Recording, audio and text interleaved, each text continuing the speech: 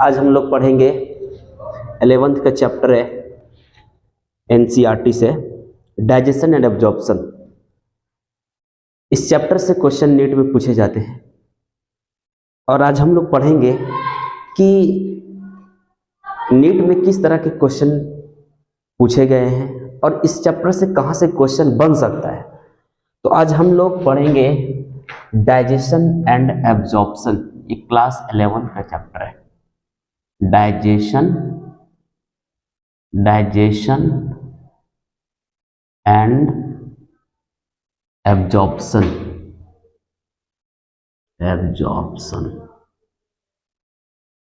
ठीक है बच्चा, डाइजेशन एंड एब्जॉर्प्शन पढ़ेंगे हम लोग आज।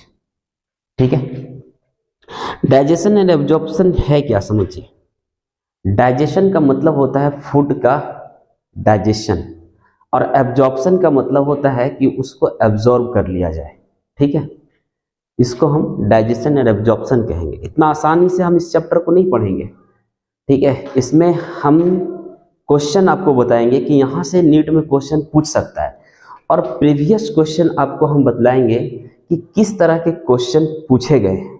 ठीक है, तो डाइजेशन एंड एब्जॉर्प्शन का ये जब चैप्टर पढ़ेंगे तो हमको सबसे पहले जानना पड़ेगा कि डाइजेस्टिव सिस्टम क्या होता है। ठीक है बच्चा, डाइजेस्टिव सिस्टम। ठीक है, हम लोग पढ़ेंगे डाइजेस्टिव सिस्टम। जानिए डाइजेस्टिव सिस्टम क्या होता है। ठीक है, देखिए चैप्टर को अच्छा से पढ़ेंगे। डाइजेस्टिव सिस्टम का मतलब होता है, ये जो सिस्टम जो आप देख रहे हैं ना, ये सिस्टम है ना, इसको हिंदी में तंत्र बोलते हैं। ठीक है, यानी कि बहुत सारे ऑर्गन मिल करके फूड के डाइजेशन में हेल्प करता है।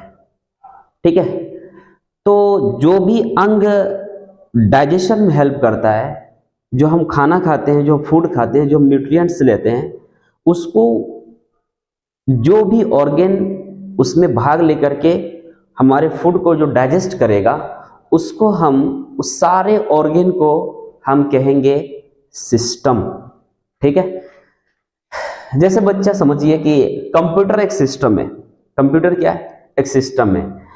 जैसे आप बैंक जाएंगे, ठीक है, तो मान लिया जाए कभी कभी सिस्टम काम नहीं करता है। जैसे उसके मान लिया जाए कोई ऐसा पार्ट है, जैसे कीबोर्ड हो गया, ठीक है, या फिर माउस वगैरह खराब हो जाता है, तो आपको बैंक वाले कहेंगे कि सिस्टम काम नहीं कर रहा है। ये नहीं कहेगा कि मेरा लैपटॉप काम नहीं कर रहा, मेरा कंप्यूटर काम नहीं कर रहा है, वो नहीं कहेगा, बोलेगा सिस्टम काम नहीं कर रहा है।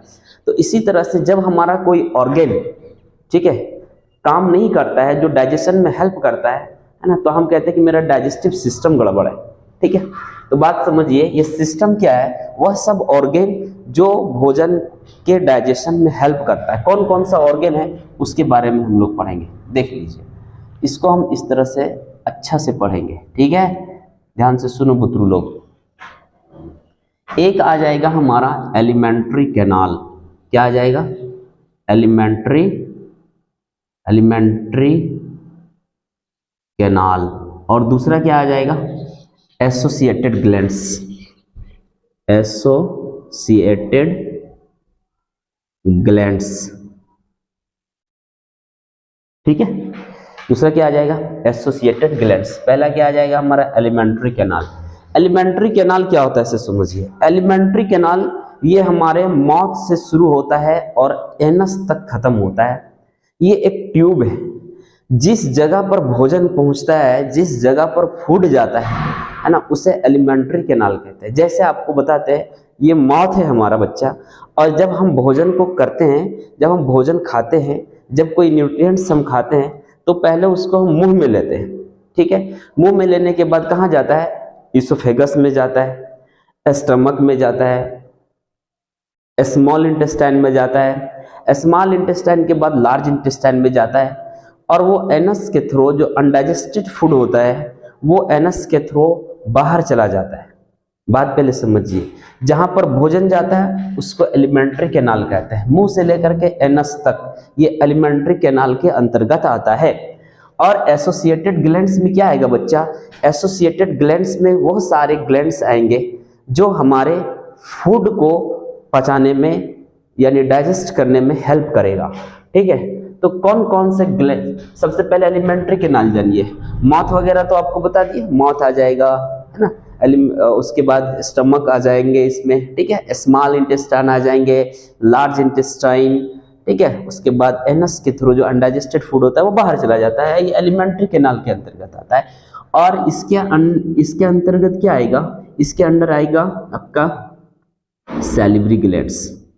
क्या आएगा, सैलिवरी ग्लैंड्स, ठीक है। और क्या आ जाएगा, पैंक्रियाज। और क्या आ जाएगा बच्चा, gastric glands, gastric glands.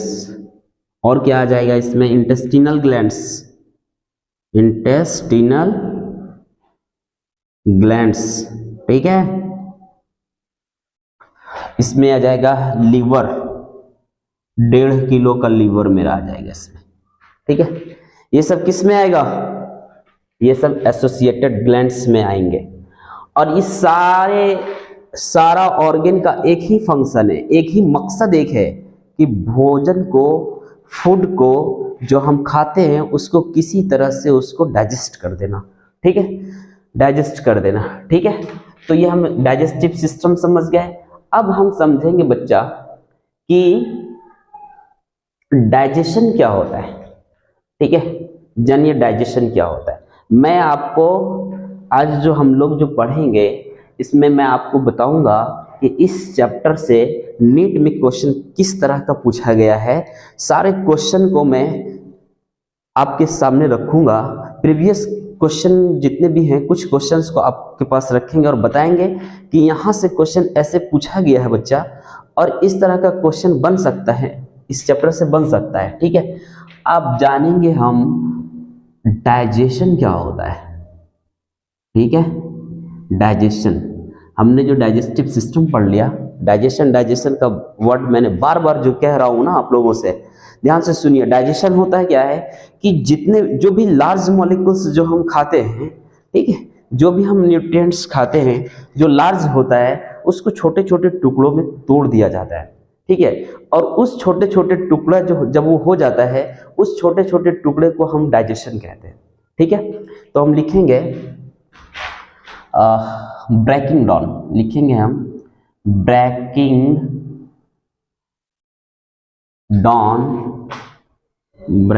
Down of larger substances, बड़े बड़े अणुओं को, लार्जर सब्सटेंसेस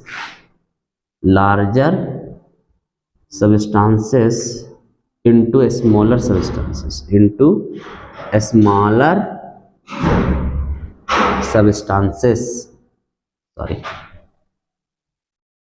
सबस्टांसेस। और इससे क्या मिलेगा हमको, एंड एनर्जी इज प्रोड्यूस्ड, और इससे हमें एनर्जी मिल जाएगी, एंड एनर्जी इज प्रोड्यूस्ड, ठीक है। ध्यान से सुनो बुतरू, ठीक है। और हम लिखेंगे and it is a physiochemical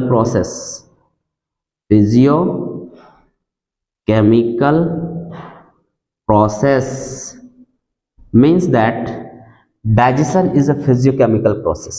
ध्यान से सुनो, हम जो भोजन जो करते हैं, हम जो खाते हैं, तो जो बड़े बड़े मॉलिक्यूल्स होते हैं, जो बड़े बड़े सब्सटेंस होते हैं, लार्जर सब्सटेंस होते हैं, उसको हम स्मॉलर सब्सटेंस में टुकड़ा कर देते हैं, उसे हम डाइजेशन कहते हैं। सवाल ये आता है कि सर जो हम खाते हैं उसको कितना छोटा टुकड़ा करेंगे। बच्चा ध्यान से सुनो, जो हम फूड लेते हैं उसको इतना छोटा टुकड़ा करना पड़ता है कि ये हमारे स्मॉल इंटेस्टाइन में जा करके ये हमारा एब्जॉर्ब हो सके, और एब्जॉर्ब होने के बाद ये हमारे सेल तक पहुंच सके, ठीक है। इतना छोटा टुकड़ा करना पड़ता है, ठीक है। तो जो हम भोजन जो करते हैं, जो हम फूड खाते हैं, क्या करना पड़ेगा, उसको छोटे छोटे टुकड़ा करना पड़ेगा। तो हम क्या क्या खाते हैं, इसका स्क्रीनशॉट ले लीजिए। हम लोग क्या क्या खाते हैं, हम लोग खाते हैं न्यूट्रिएंट्स, ठीक है, हम लोग न्यूट्रिएंट्स लेते हैं, ठीक है। न्यूट्रिएंट्स क्या है सो देखिए, न्यूट्रिएंट्स, न्यूट्रिएंट्स है क्या, जो हम खाते हैं, ठीक है, उसे हम न्यूट्रिएंट्स कहते हैं, ठीक है। ये इसको हम ऐसे समझेंगे तो और बेटर रहेगा हमारे लिए। ये है आपका, एक है मैक्रो न्यूट्रिएंट्स, मैक्रो न्यूट्रिएंट, और दूसरा है माइक्रो न्यूट्रिएंट्स, माइक्रो न्यूट्रिएंट्स। ध्यान से सुनना बच्चा, मैक्रो न्यूट्रिएंट्स, इसमें क्या आ जाएगा, प्रोटीन आ जाएंगे हमारे, ठीक है, EIN प्रोटीन, और क्या आ जाएगा, फैट या लिपिड, और क्या आ जाएगा, इसमें आ जाएगा आपका कार्बोहाइड्रेट, कार्बोहाइड्रेट, ठीक है, इसमें क्या आ जाएगा, कार्बोहाइड्रेट। और माइक्रो में क्या आता है, इसमें आता है विटामिन्स, और क्या आ जाएगा, मिनरल्स, ठीक है मित्रों, ध्यान से सुनो। ये मैक्रोन्यूट्रिएंट्स में प्रोटीन, फैट या लिपिड, कार्बोहाइड्रेट, इसी का डाइजेशन करना होता है, ठीक है। प्रोटीन, कार्बोहाइड्रेट और फैट का डाइजेशन करना पड़ेगा, ठीक है, और किसी का डाइजेशन नहीं करना पड़ेगा। विटामिन और मिनरल्स का डाइजेशन नहीं करना पड़ेगा, क्यों, क्योंकि ये इतने छोटे होते हैं कि इसका डाइजेशन करने की कोई आवश्यकता नहीं होती है। ये खुद इतने छोटे होते हैं कि इसको जो है, इसका डाइजेशन नहीं होता है, इसको छोटा छोटा टुकड़ा नहीं करना पड़ता है, ठीक है। और प्रोटीन, कार्बोहाइड्रेट और फैट या लिपिड का डाइजेशन करना पड़ता है, मतलब बड़ा मॉलिक्यूल से, बड़े मॉलिक्यूल से इसको छोटे छोटे मॉलिक्यूल्स में तोड़ना पड़ेगा। अब कितने सवाल ये आता है कि कितना छोटा टुकड़ा करेंगे इसको, तो ध्यान से सुनो बच्चा, इसको इतना छोटा करेंगे रे बुद्धरू कि प्रोटीन को, सर ऐसा होता है ना कि सर बताइए प्रोटीन को कितना छोटा टुकड़ा कर देंगे, तो प्रोटीन को इतना छोटा टुकड़ा करेंगे कि ये हमारा एमाइनो एसिड में बदल जाए, एमाइनो एसिड में बदल जाए, ठीक है। कार्बोहाइड्रेट को कितना छोटा टुकड़ा करेंगे, कार्बोहाइड्रेट को, इसको इतना छोटा टुकड़ा करेंगे कि ये ग्लूकोज, फ्रुक्टोज एंड गैलेक्टोज में बदल जाए, गैलेक्टोज में, ठीक है, ठीक है, बस समझ में आ रही है। लिपिड को इतना छोटा टुकड़ा करेंगे कि ये हमारा फैटी एसिड प्लस ग्लिसरॉल में बदल जाए, फैटी एसिड प्लस ग्लिसरॉल, इतना छोटा टुकड़ा करना पड़ेगा इसको, ठीक है। यानी कि प्रोटीन हमारा एमाइनो एसिड में जब बदल जाएगा, समझ लेना है कि इसका एब्जॉर्प्शन हो जाएगा, इसका डाइजेशन हो गया है। फैट या लिपिड को जब फैटी एसिड प्लस ग्लिसरॉल में बदल देंगे, है ना, तो हम लोग समझ लेंगे कि इसका डाइजेशन हो चुका है, ठीक है, इसी तरह से, ठीक है। तो अब ध्यान से सुनिए कि हमारा ये सबको fatty acid plus glycerol, glucose, fructose, galactose और एमाइनो एसिड, इस सब का एब्जॉर्प्शन स्मॉल इंटेस्टाइन से होता है, और स्मॉल इंटेस्टाइन से होने के बाद बच्चा बुतरू ये हमारा चला जाता है पूरे ब्लड के थ्रू, पूरे कोशिकाओं में चला जाता है। और आपको ये पता होगा कि सेल जो होते हैं, जो कोशिका होती है, वो बहुत छोटी होती है, ठीक है, और ये इसको वहां तक पहुंचाना होता है। आप समझ लीजिए कि कितना छोटा टुकड़ा करना पड़ेगा, ठीक है। तो ये फॉर्म अगर आपको मिल जाए तो समझ लेना कि इसका डाइजेशन हो चुका है, ठीक है। अब सवाल ये आता है कि सर इसको डाइजेशन करेगा कौन, ठीक है। दिमाग में आपके पास एक सवाल आता होगा कि सर इसको कौन डाइजेशन करेगा, कौन छोटा छोटा टुकड़ा करेगा, है ना। इसको छोटा छोटा टुकड़ा करेगा हमारा एंजाइम। कौन करेगा, एंजाइम, ठीक है। ध्यान से सुनो, ये एंजाइम है क्या, ये इंजाइम है, ठीक है। ये इंजाइम क्या होता है? इंजाइम ग्लैंड से निकलता है। ये केमिकल सब्सटेंस है जो भोजन को डाइजेस्ट करने में हेल्प करता है, भोजन को पचाता है, ठीक है। और ये इंजाइम जो है, ठीक है, ये इंजाइम भोजन को क्या करेगा? डाइजेस्ट करेगा, है ना। तो जो देखिए, आपको ग्लैंड्स में हम नहीं उलझाना चाहेंगे, ठीक है। ग्लैंड्स क्या होता है, ठीक है, ये आपको नहीं बताएंगे, लेकिन इतना बताएंगे कि ग्लैंड्स जो है एक्सोक्राइन ग्लैंड, इंडोक्राइन ग्लैंड, बात समझिए। तो ये जो इंजाइम जहां से निकलता है उस ग्लैंड को कहते हैं हम एक्सोक्राइन ग्लैंड, ठीक है बच्चा, एक्सोक्राइन ग्लैंड, ठीक है। और इसे डाइजेस्टिव ग्लैंड भी कहते हैं, ठीक है। इसको क्या कहेंगे? डाइजेस्टिव ग्लैंड, ठीक है। यहां से ये इंजाइम निकलेगा और ये क्या करेगा? जो हम खाना खाते हैं, जो हम फूड खाते हैं, इसको छोटा छोटा टुकड़ा करेगा, इसको इतना कूटेगा, इसको इतना छोटा टुकड़ा करेगा, इतना थुरेगा कि ये क्या करेगा? लास्ट में प्रोटीन को अमीनो एसिड में बदल देगा। फिर ये इंजाइम कार्बोहाइड्रेट को ये क्या करेगा?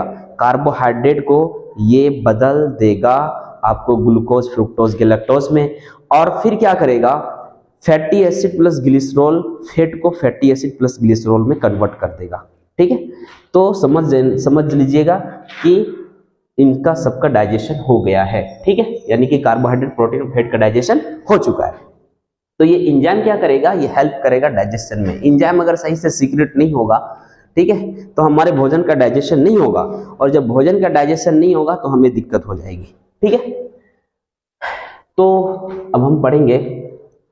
अच्छा, एक चीज दिमाग में बात एक आती है, ठीक है सर, ये जो अब डाइजेशन एंड एब्जॉर्प्शन जो पढ़ा रहे हैं, जो हम कार्बोहाइड्रेट खा रहे हैं, कार्बोहाइड्रेट जो हम ले रहे हैं, ठीक है, ये ग्लूकोज में बदल जाएगा, फ्रुक्टोज, गैलेक्टोज, है ना, वो आपको स्मॉल इंटेस्टाइन में बताएंगे, है ना, इसका डिटेल्स बताएंगे स्मॉल इंटेस्टाइन में। कार्बोहाइड्रेट, है ना, फैट और प्रोटीन, ध्यान से सुनो, ठीक है। जैसे देखिए कार्बोहाइड्रेट, पोटैटो यानी कि आलू, और क्या लिख सकते हैं हम? लिख सकते हैं राइस। ये कहाँ से मिलेगा? हमें कार्बोहाइड्रेट से मिलेगा। फैट, जैसे घी वगैरह जो खाते हैं, जो चर्बी लेते हैं, तेल वगैरह जो खाते हैं, ये फैट से हमें प्राप्त हो जाएगा।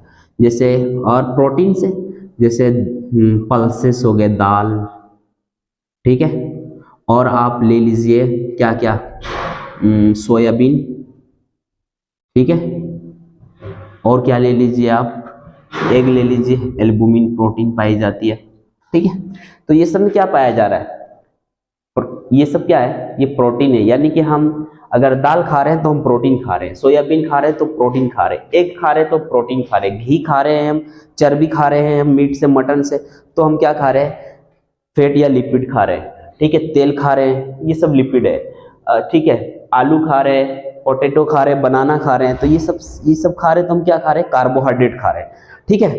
तो ये जो हम तो ये सब खाने के बाद जो है, जो हम खाएंगे, तो खाने के बाद जब इसका पाचन हो जाएगा, जब प्रोटीन अमीनो एसिड में बदल जाएगा, fat fatty acid plus glycerol में बदल जाएगा, कार्बोहाइड्रेट ग्लूकोज में बदल जाएगा, ठीक है, तो इसका एब्जॉर्प्शन हो जाएगा स्मॉल इंटेस्टाइन में। तो सवाल ये होता है कि सर सबसे पहले एब्जॉर्प्शन किसका होता है?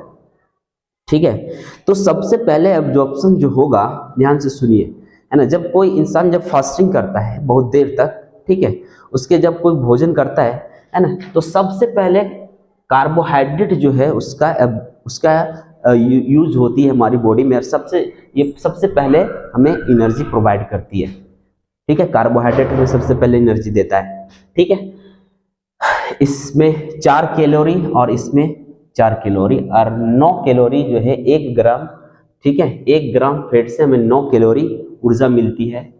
1 ग्राम कार्बोहाइड्रेट से 4 कैलोरी और 1 ग्राम प्रोटीन से 4 कैलोरी ऊर्जा हमें मिलती है। लेकिन सबसे पहले हमें कार्बोहाइड्रेट ऊर्जा देती है, ठीक है।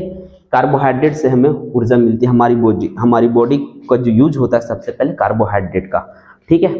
तो सबसे पहले यूज किसका करेगा? कार्बोहाइड्रेट का, हमारी बॉडी, उसके बाद फैट का, उसके बाद प्रोटीन का। नीट में क्वेश्चन पूछा गया, आपको बहुत सारे क्वेश्चन बताऊंगा कि नीट में किस तरह के क्वेश्चन पूछे गए हैं। ठीक है, बहुत सारे क्वेश्चन के बारे में हम डिस्कस करेंगे। ठीक है, पूछता है, एक क्वेश्चन आया है, ठीक है, कहता है ड्यूरिंग प्रोलॉन्ग फास्टिंग, है ना, in what sequence of the organic compounds used up by the body. ठीक है, कहता है एक आदमी जो है भूखा है बहुत देर से, ड्यूरिंग प्रोलॉन्ग फास्टिंग। ठीक है, in what sequence of the organic compounds used up by the body. ठीक है, तो किसका पहले यूज होगा? सीक्वेंस में आपको सजाना है। तो पहले जो है ये उल्टा पुल्टा दे दिया था, है ना, इसका आंसर दिया था कार्बोहाइड्रेट पहला, सबसे पहले हमारी बॉडी इसको यूज करेगी, है ना, उसके बाद फैट का यूज होगा। ठीक है, उसके बाद जो है प्रोटीन का, प्रोटीन सबसे लास्ट में। ठीक है, ये क्वेश्चन नीट का आया हुआ क्वेश्चन है। ठीक है, ठीक है, जैसे एक एग्जांपल बताते हैं आपको। ठीक है, जैसे जब आप घर में काम लगाएंगे, ठीक है, तो जो मजदूर जो काम करते हैं, जो मिस्त्री होता है, लेबर होता है ना, वो सुबह से काम करेगा दोपहर तक। जब उसको खाने के लिए आप जब प्रोटीन की चीज़ देंगे, है ना, तो वो नहीं खाना चाहेगा, है ना। दाल और रोटी दे दीजिए, आप जल्दी से नहीं खाना चाहेगा। उसको चावल दे दीजिए ना, चावल में, रोटी के बनिस्बत चावल में ज़्यादा कार्बोहाइड्रेट पाया जाता है। ठीक है, इसीलिए वो चावल पसंद करेगा। दोपहर में अगर रोटी दे दीजिएगा तो वो पसंद नहीं करेगा, है ना, वो चावल खाना पसंद करेगा। क्यों? क्योंकि उसकी बॉडी जो रिक्वायर कर रही है ना, वो किस चीज़ की डिमांड कर रही है? उसकी बॉडी डिमांड कर रही है ग्लूकोज की, है ना। उसको ऊर्जा जल्दी, उसको उनकी बॉडी की ऊर्जा की आवश्यकता बहुत जल्दी होती है। ठीक है, तुरंत ऊर्जा बनाना होता है, क्योंकि वो बहुत देर से काम किया है फास्टिंग में। ठीक है, तो इस तरह के क्वेश्चन पूछा गया है जो मैं आपको अभी बताया हूं, ये नीट का क्वेश्चन है। ठीक है, और बच्चा ये देखिए, पोटैटो राइस, ये कार्बोहाइड्रेट का है ना। तो हम लोग जो कार्बोहाइड्रेट खाते हैं, है ना, उसमें कार्बोहाइड्रेट का एक फॉर्म है स्टार्च, जो अभी आपको बताऊंगा, माउथ में डाइजेशन होगा तो। ठीक है, और क्या है? सुक्रोज, यानी कि हम जब कार्बोहाइड्रेट खाते हैं तो हम क्या खाते हैं? स्टार्च खाते हैं। ठीक है, और सुक्रोज खाते हैं और लैक्टोज खाते हैं। ठीक है, इसका फॉर्म है। ठीक है, तो इसका यानी कि स्टार्च खा रहे हैं तो हम कार्बोहाइड्रेट खा रहे हैं, सुक्रोज खा रहे हैं कार्बोहाइड्रेट खा रहे हैं, लैक्टोज खा रहे हैं हम कार्बोहाइड्रेट खा रहे हैं। एक क्वेश्चन पूछा गया था, है ना, कहता है, एक क्वेश्चन था कि a person who is eating boiled potato, है ना, whose food contains the component, है ना, कोई आदमी जो है ना, बॉइल्ड पोटैटो खा रहा है ना, सिझा हुआ आलू खा रहा है, तो उसमें क्या पाया जाएगा, है ना। ये क्वेश्चन नीट का क्वेश्चन पूछा हुआ मैं जो आपको बता रहा हूँ, है ना। स्टार्च जो है, स्टार्च विच इज डाइजेस्टेड, ये आंसर दिया हुआ था उसका। ठीक है, आप पकड़ लीजिएगा, इसका एग्जाम्पल भी थोड़ा बहुत जानना पड़ेगा आपको, सोर्स भी जानना पड़ेगा आपको। ठीक है, तो ये क्वेश्चन यहाँ से पूछा गया है। ठीक है बच्चा, हम लोग इतना समझ गए। अब हम पढ़ेंगे डाइजेशन इन माउथ। क्या पढ़ेंगे हम? Digestion in mouth. ध्यान से सुनिए, डाइजेशन इन माउथ हम लोग पढ़ेंगे, डाइजेशन इन माउथ। ठीक है पुत्रू, ओके। माउथ कैविटी कर दीजिए, कैविटी। सुनो, माउथ कैविटी को हम बकल कैविटी भी कहते हैं। ठीक है, बकल कैविटी, और इसको हम कहते हैं, और माउथ कैविटी, बकल कैविटी और ओरल कैविटी, ओरल कैविटी। ठीक है, कैविटी का मतलब होता है खाली जगह। ये जो खाली जगह दिख रहा है ना, उसको हम कैविटी कहते हैं। ठीक है, इसे हम माउथ कैविटी कहते हैं। माउथ के अंदर जो कैविटी है, जो खाली जगह, उसको हम कैविटी कहते हैं। ध्यान से सुनो, हमारा जो भोजन जो हम करते हैं, जो हम फूड खाते हैं, उसका डाइजेशन हमारे माउथ से शुरू हो जाता है। ठीक है, माउथ से डाइजेशन शुरू हो जाता है। तो जो माउथ से डाइजेशन शुरू होता है, तो हम लोग पढ़ेंगे डाइजेशन, क्या पढ़ेंगे, डाइजेशन इन माउथ कैविटी। ठीक है, तो हम लोग जान रहे थे कि डाइजेशन जो होता है ये एक फिजियोकेमिकल प्रोसेस है, जो मैंने आपको पहले बता दिया था, ये फिजियोकेमिकल प्रोसेस है, लेकिन मैंने वहां डिस्कस नहीं किया था। अब डिस्कस करेंगे हम कि डाइजेशन फिजियोकेमिकल प्रोसेस कैसे है। ध्यान से सुनो। जैसे हम मुंह में भोजन लेते हैं और उसे दांतों के हेल्प से उस लार्ज मॉलिक्यूल्स को स्मॉल मॉलिक्यूल्स में हम तोड़ देते हैं दांत के मदद से, और कुछ हमारा टंग हमारा हेल्प करता है उस भोजन को डाइजेस्ट करने में, छोटा छोटा टुकड़ा करने में। डाइजेस्ट का मतलब होता है कि बड़े सब्सटेंस को छोटे छोटे सब्सटेंस में तोड़ देना। तो दांत से भी हम टुकड़ा करते हैं भोजन को, तो जो दांत से और जीभ से जो हम टुकड़ा करते हैं भोजन को, उसको कहते हैं फिजिकल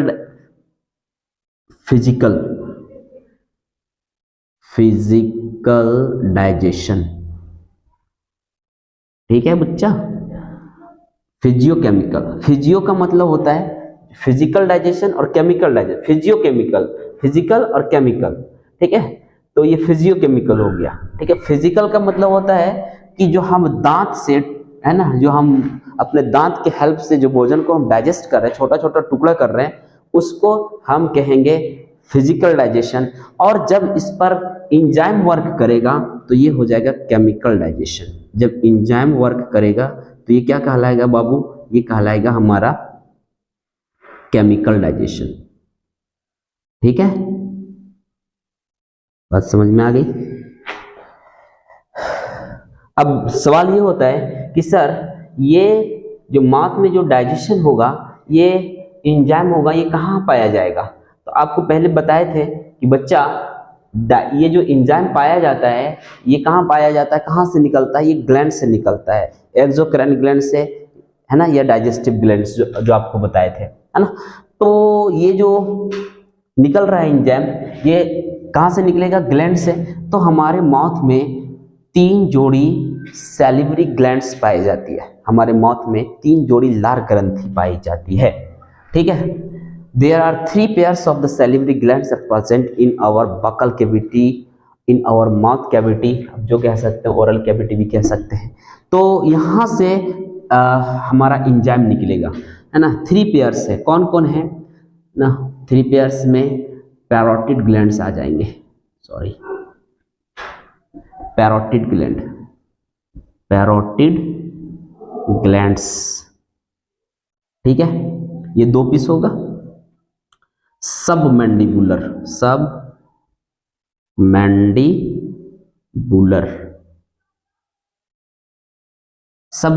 का दूसरा नाम है सब मैक्सिलरी, और तीसरा है सबलिंगुअल।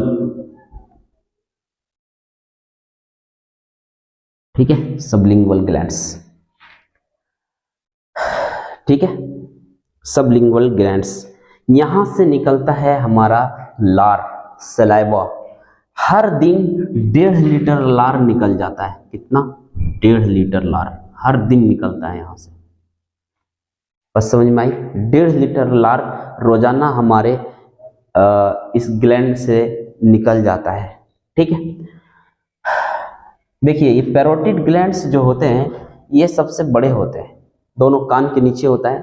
ठीक है, ये ग्लैंड्स जो होते हैं वो सबसे बड़ी ग्रंथि है, सबसे बड़ा ग्लैंड है ये। ठीक है, एक चीज जो है बच्चा, देखो ये पैरोटिड ग्लैंड्स जो होता है ना, ये स्नेक में ये पैरोटिड ग्लैंड्स क्या करता है, यहाँ से वेनम निकालता है स्नेक में, है ना। पैरोटिड ग्लैंड्स जो होते हैं वो स्नेक में, जो सांप होता है, यहीं से वेनम, यहीं से जहर निकालता है। ठीक है, और जब ये जहर किसी इंसान के ब्लड में ये जब डाल देता है तो ब्लड क्लॉट होने लगता है। ठीक है, पॉइजनस स्नेक, है ना, जैसे किंग कोबरा हो गया, स्पेक्टिकल कोबरा हो गया, है ना, और बहुत सारे जैसे क्रेत हो गया, कॉमन क्रेत, ये इतने खतरनाक सांप होते हैं इंडिया के, है ना, कि अगर एक बार अच्छा से बाइट कर दिया, फॉल्स बाइट नहीं होनी चाहिए, अच्छा से अगर बाइट कर दिया तो ये 6-7 घंटा आपको अच्छा से रहने देगा, उसके बाद ये मौत का नींद सुला देगा। इतना खतरनाक होता है। जैसे ये काटता है, जब वेनम डाल देता है पैरोटिड ग्लैंड से निकाल करके, है ना, तो ब्लड क्लॉट होने लगता है। और जब ब्लड क्लॉट होने लगता है तो हमारे ब्रेन में ब्लड नहीं सप्लाई हो पाता है, नहीं जा पाता है, फिर हमारे हार्ट के अंदर नहीं, है ना, ब्लड क्लॉट होने लगता है। ठीक है, तो ये क्या हो जाता है, आदमी 6-7 घंटा में मर जाता है। अब गांव देहात के आदमी क्या करता है ना, झाड़ फूक कराने लगता है ना। देखो, हम कभी हमको थोड़ा खराब लगता है ना, गांव देहात में क्या करता है, झाड़ फूक करके चक्कर में रह जाता है और लास्ट में उनकी मौत हो जाती है। ठीक है, पेशेंट की मौत हो जाती है ना। 4-5 घंटा 6 घंटा तक मोहलत देता है ना, नीम के पत्ता से उसको झाड़ फूक करने लगेगा। ठीक है, एक मंत्री बोल रहा था कि हम बतिया जोग दिए, एक नंबर का गधा रहता है, बतिया ट्यूबलेट बाबुल, बतिया जोग दिए अब कुछ नहीं होगा, कुछ नहीं होता है, नीम के पत्ता से मर झाड़ता है, गधा कहीं का। इंसान देखो चांद पर पहुंच गया है। ठीक है, और चांद पर पहुंच गया इंसान, बहुत दूर निकल गया है। ठीक है, दुनिया बहुत आगे जा रही है, लेकिन देहात के लोग सुधरता नहीं। हम कहते सुधर जा, अभी भी जो है वक्त है। ठीक है, जब सांप काटे आपको सीधे सदर अस्पताल में चला जाना है, 20 मिनट्स का ब्लड क्लॉटिंग टेस्ट होती है। ठीक है, उसके बाद आप ठीक होकर के चले आइएगा, कहीं ठीक नहीं होगा आपको, कोई झाड़ फूक नहीं, है ना, कुछ नहीं होता है ये सबसे। ठीक है, देखो बच्चा ध्यान से, ये पैरोटिड ग्लैंड, सबलिंगुअल ग्लैंड, सब मैंडिबुलर ग्लैंड, सबलिंगुअल ग्लैंड्स, ये जो है सो 6 पीस हमारे मुंह में, है ना, ये पाया जाता है। ठीक है, पैरोटिड ग्लैंड्स कान के नीचे होगा, सब मैंडिबुलर जबड़ा के नीचे, है ना, और सबलिंगुअल अंडर द टंग, है ना, ये सब ग्लैंड्स यहाँ पर पाए जाते हैं। और इस ग्लैंड से हमारे माउथ में निकलता है, हमारे मुंह में निकलता है 1.5 लीटर लार रोजाना, है ना, सलाइवा निकालता है। और इस सलाइवा के अंदर होता है हमारा, क्या होता है, इस सलाइवा के अंदर होता है एंजाइम। कौन कौन से एंजाइम होंगे, ध्यान से सुनो, इस सलाइवा के अंदर कौन कौन सा एंजाइम होगा। इस सलाइवा के अंदर होगा हमारा एक एंजाइम, उसका नाम होगा लाइसोजाइम। लाइसोजाइम, ठीक है, टाइलिन निकलता है, टाइलिन, ये एंजाइम है। टाइलिन का दूसरा नाम है और सैलिवरी एमाइलेज, सैलिवरी एमाइलेज। ठीक है, डायस्टेज, ये एंजाइम है। ठीक है, और इस लार में रहता है हमारा म्यूकस, जो भोजन को चिपचिपा बना देता है ना। लाइसोजाइम क्या करता है, ये बैक्टीरिया को मारता है। बैक्टीरिया को क्या करता है, एंटीबैक्टीरियल है, बैक्टीरिया को, बैक्टीरिया, ये बैक्टीरिया को क्या करता है, किल कर देता है, मारता है। ठीक है, लाइसोजाइम, जब हम खाना खाते हैं, अच्छा से भोजन, अच्छा से हाथ नहीं धोते हैं, ठीक है, या फिर ढका हुआ खाना नहीं है, नहीं खा रहे हैं, है ना, तब होता क्या है बच्चा, इसमें जो है, इसमें क्या होता है, बैक्टीरिया वगैरह जब चला जाता है ना, हमारे माउथ में किसी कारणवश, तो लाइसोजाइम क्या करता है, बैक्टीरिया को कहता है कि तुमको मुंह ही सूझा और कहीं नहीं सूझा, तुमको और कहीं नहीं जा सका है, तुमको और कहीं धरती में जगह नहीं था, जो मुंह में आकर के घुस गया। तो बोलता देखो मेरी गलती नहीं है ना, बैक्टीरिया कहता है मेरी गलती नहीं है। ठीक है, इसलिए मेरी गलती नहीं है कि हाथ धो करके अच्छा से खाया नहीं, ढका हुआ खाना नहीं खाया, है ना, जो बैक्टीरियल डिजीज है उसके संपर्क में आ गया, तो मेरी क्या गलती है। तो ये क्या करेगा, है ना, लाइसोजाइम इसको मार देता है, यानी कि बैक्टीरिया को मार देगा। सर्टेन बैक्टीरिया, सभी बैक्टीरिया को नहीं मारता है, याद रखिएगा। टाइलिन और डायस्टेज, ये क्या करेगा, ये दोनों मिल करके स्टार्च का डाइजेशन करेगा। स्टार्च जो कार्बोहाइड्रेट का एक फॉर्म है, ठीक है, स्टार्च और डायस्टेज ये दोनों मिल करके स्टार्च का डाइजेशन करेगा। म्यूकस क्या करेगा, है ना, म्यूकस भोजन को चिपचिपा बना देगा। ठीक है, अब हम लोग पढ़ेंगे, माउथ में केवल कार्बोहाइड्रेट का डाइजेशन होता है और किसी चीज का डाइजेशन नहीं होता है, याद रखिए। ठीक है, और कार्बोहाइड्रेट में से किसका, स्टार्च का। तो हम पढ़ेंगे स्टार्च का डाइजेशन कैसे होगा। देखिए ये स्टार्च है, ठीक है, स्टार्च। ये क्या है बच्चा, ये पॉलीसेकेराइड है, ठीक है, C6H10O5, ठीक है, केमिकल फॉर्मूला इसका, ठीक है। ये स्टार्च है, ये ध्यान से सुनिए, यहाँ पर टाइलिन एंजाइम आएगा, इस पर एक्ट करेगा, और क्या आएगा, टाइलिन को सैलिवरी एमाइलेज बोलते हैं, टाइलिन एंड डायस्टेज, ये दोनों एंजाइम क्या करेगा, ये स्टार्च को ये माल्टोज में बदल देगा, माल्टोज प्लस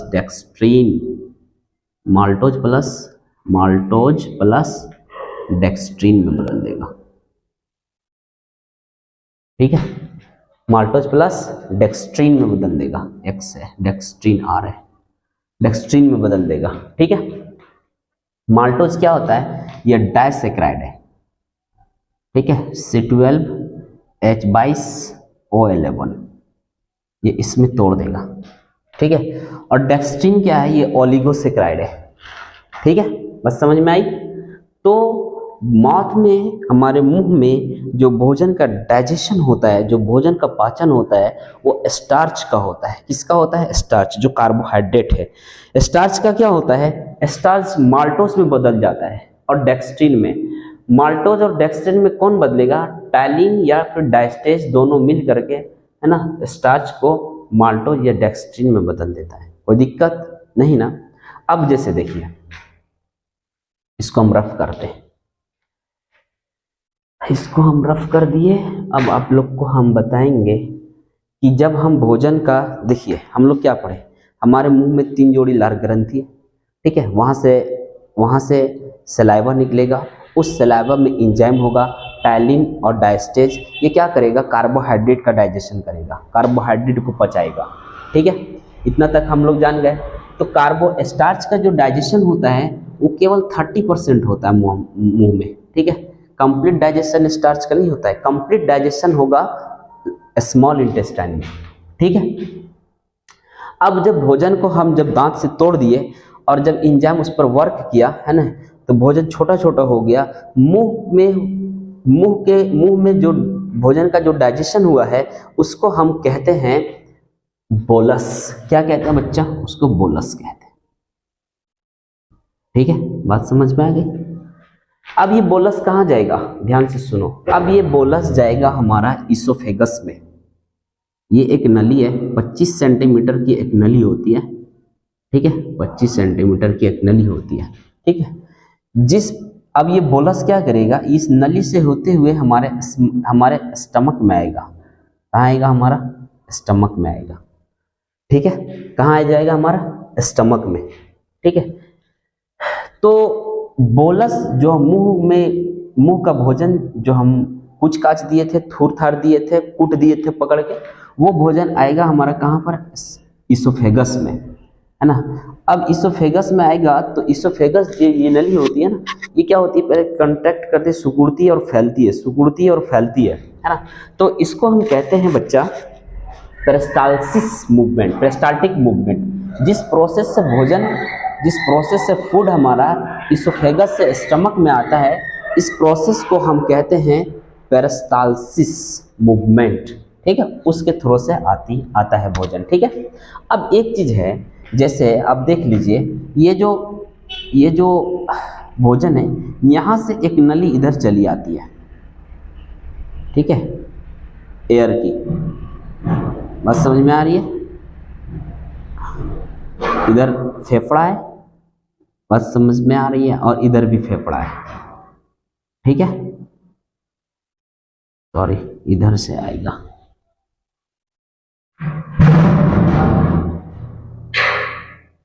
मान लिया इस तरह से, ठीक है। इसको ऐसे बनाते हैं, आपको ज़्यादा इजी होगा समझने में, ठीक है। ये नली मान लिया जाए इस तरह से आ गया इधर, है ना, ये इधर चला जाएगा इसोफेगस, ठीक है। अब यहाँ पर क्या होता है, यहाँ जो ऐसे गया है, यहाँ पर इसको कहते हैं ग्लॉटिस, और इसको यहाँ पर ढक देता है ना, इस तरह से, ठीक है। तो जैसे ये भोजन क्या करता है, जैसे हम मुंह में भोजन लिए बोलस को, है ना, अंदर करेंगे तो ये क्या करेगा, इसको ये ढक देगा इधर से। ब्रेन हमारा मैसेज करता है एपिग्लॉटिस को और कहता है कि भोजन आ गया है, अब इसको, इस नली को अब ढक दीजिए, ट्रेकिया को अब ढक दीजिए, हवा वाली नली को अब ढक दीजिए, ताकि भोजन जो है हमारे फेफड़े में ना जाए, ठीक है। तो ये क्या करता है, एपिग्लॉटिस इसको ढक देता है ना। लेकिन कभी कभी क्या होता है, एपिग्लॉटिस से क्वेश्चन पूछा गया है, इसीलिए आपको एपिग्लॉटिस बता रहे हैं, है ना, नीट का क्वेश्चन है, ठीक है। अब क्या होता है, ध्यान से सुनिए। अब ये क्या होता है, कभी कभी जब हमारा ध्यान, है ना, कहीं दूसरी तरफ चला जाता है, ठीक है, या किसी गहरी सोच में हम जब पड़ जाते हैं, है ना, गहरी सोच में क्या पढ़ते हैं, ध्यान से सुनो। गहरी सोच, जैसे बहुत सारे लोग, है ना, सोचते हैं, है ना, अपनी गर्लफ्रेंड के बारे में सोचते हैं, बहुत कुछ सोचते हैं, है ना, कि कैसी होगी अभी, है ना, क्या करती होगी, किस तरह की कपड़ा पहनी होगी, है ना। तो इस तरह की जब सोच, जब ध्यान एकदम कंप्लीट उसी तरह से उधर ही अट्रैक्ट हमारा रहता है ना, तो ये क्या करता है, हमारा ब्रेन इसको मैसेज नहीं कर पाता है। और जब मैसेज नहीं कर पाता है, ठीक है, जिससे होता है क्या, देखिए, जब लड़की होती है ना, तो किसी लड़का को देख करके जब मुस्कुरा देती है ना, तो उसको वो क्या समझ लेती है, सोच रही है मेरी हो गई, लेकिन ऐसा कुछ नहीं है। अब क्या करेगा, लड़का का ध्यान उधर ही रहेगा, है ना, हमेशा कि अरे वो तो देख करके मुस्कुराई थी, अब, है ना, ऐसे करती होगी, ऐसे करती होगी, ऐसे रहती होगी, कपड़ा पहनी होगी, गधा कहीं का। ध्यान से सुनो, याद रखो एक चीज, स्टूडेंट लाइफ में अगर ये चीज आपकी जिंदगी में आ गई, गर्लफ्रेंड बॉयफ्रेंड, तो बर्बादी वहीं से तय हो जाती है बच्चा, ठीक है। इसीलिए इस चीज को आप अपनी जिंदगी से हटाने की कोशिश कीजिए, है ना। तो ये क्या करता है, ब्रेन इसको मैसेज नहीं कर पाता है। जब हमारा ध्यान, है ना, कहीं दूसरी जगह रहता है, तो ब्रेन इसको क्या करता है, मैसेज नहीं कर पाता है। तो ये क्या होता है, कभी कभी फूड इधर ही चला जाता है, ठीक है। तो जो हमारा फेफड़ा जो होता है ना, जो हमारा फेफड़ा होता है, उसको क्या करता है, ढकेल देता है, कहता है इधर नो एंट्री है ना। जैसे आप कभी अगर नो एंट्री में घुस जाइएगा, है ना, तो पुलिस मारती बहुत ज़बरदस्त है ना, और उसको मारने का तरीका भी अजीबोगरीब है, मारता है पिछवाड़ा में, है ना, इंजन पर मारता है ना, ज़बरदस्त मारता है, बस समझ में आ रही है। इसी तरह से जब भोजन इधर चला जाता है, फेफड़ा इसको ढकेल देता है। जिस तरह से पुलिस ढकेल करके आपको नो एंट्री से बाहर कर देगी, इसी तरह से फेफड़ा इधर क्या करता है, इसे ढकेल करके बाहर कर देता है। जैसे ढकेलता है तो इस तरह से हम लोग क्या करते हैं, कफिंग करने लगते हैं, खांसने लगते हैं, ठीक है। तो यहाँ से एक क्वेश्चन पूछा हुआ था नीट में, है ना, पूछा था, क्वेश्चन था कि two friends are sitting on a dining table, ठीक है।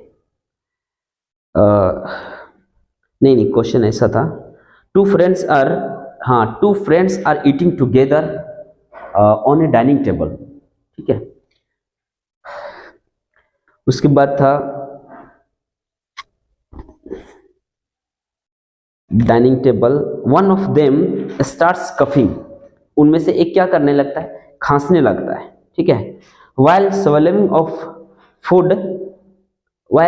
of some food, ठीक है, this coughing could have been due to improper movement of, ठीक है। कह रहा है कि two friends are eating together on a dining table पर दो फ्रेंड्स क्या कर रहा है, खाना खा रहा है, ठीक है।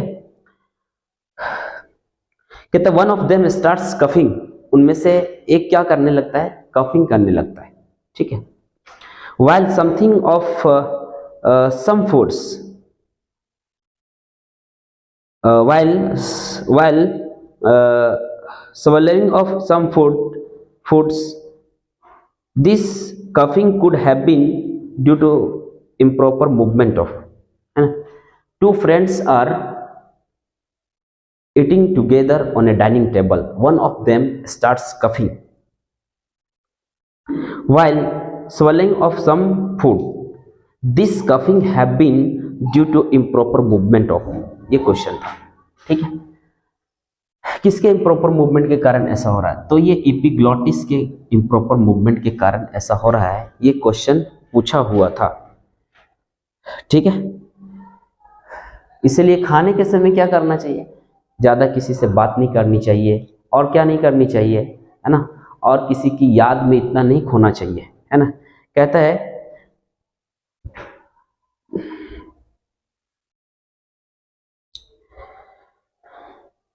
कभी कभी हम भी रईस थे, कभी हम भी रईस थे, दुनिया गवा बैठे, प्यार में ऐसा धोखा खाए कि खाते खाते सड़क बैठे, है ना। ऐसा नहीं करना है कि इतना मतलब डीप नहीं सोचना है ताकि उसी की ख्याल हमेशा रहे और बस, ठीक है, सड़क जाए, ऐसा नहीं होना चाहिए।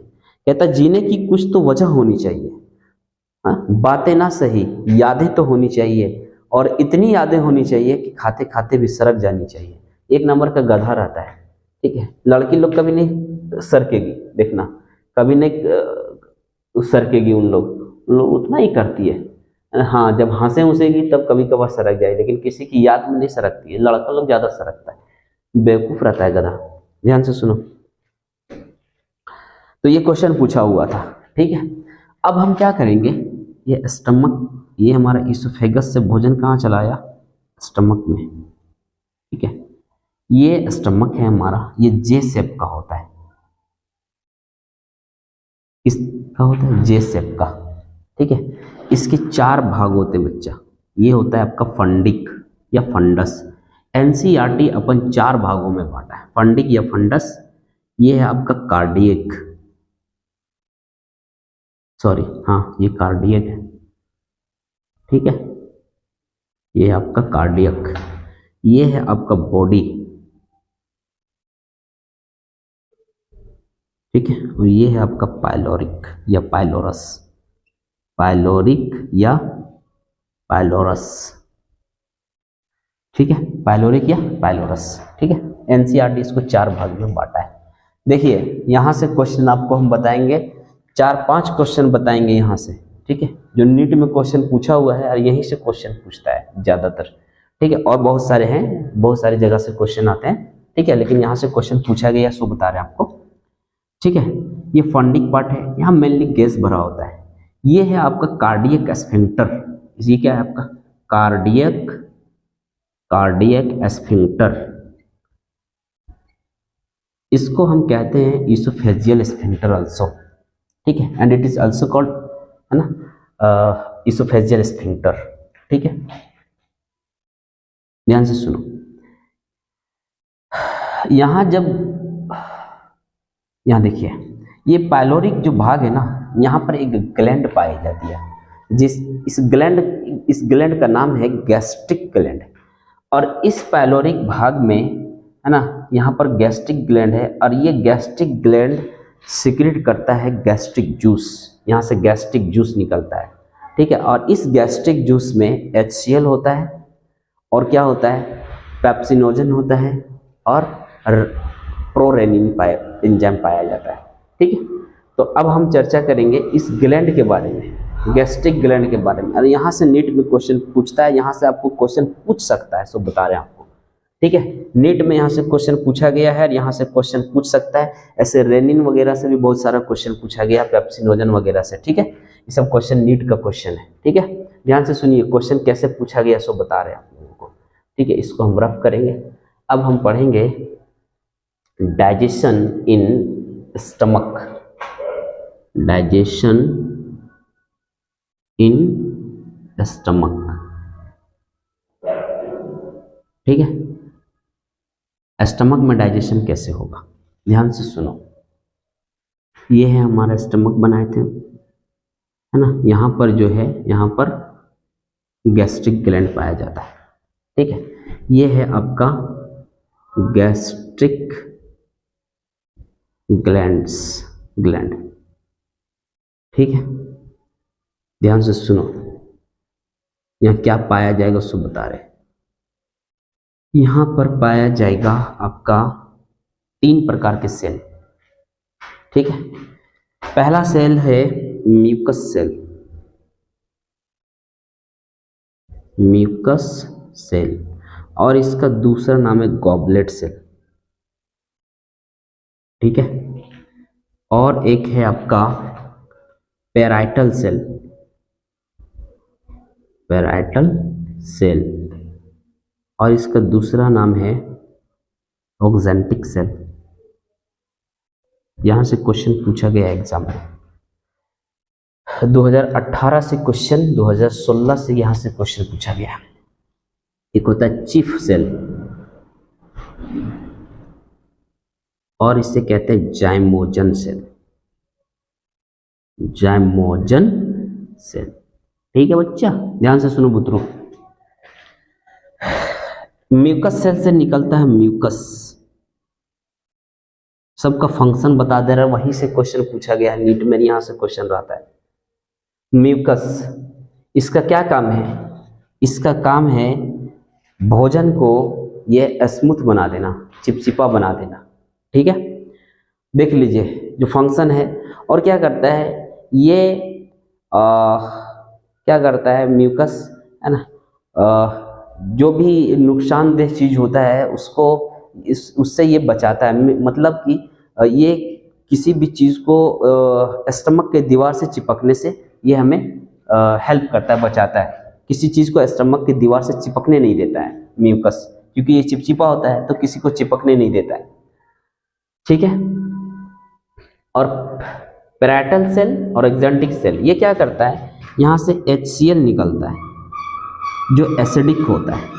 HCl क्या होता है? ये एसिडिक होता है। इसका pH होता है बच्चा, pH होता है 1.2 से 1.8,